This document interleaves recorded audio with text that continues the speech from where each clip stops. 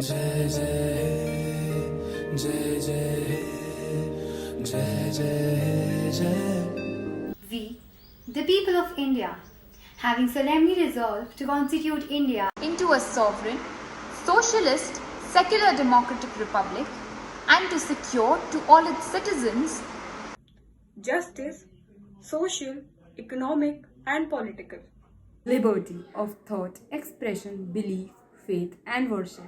Equality of status and of opportunity, and to promote among them all fraternity, assuring the dignity of the individual and the unity and integrity of the nation. In a Constituent Assembly this 26th day of November 1949 do hereby adopt, enact and give to ourselves this Constitution.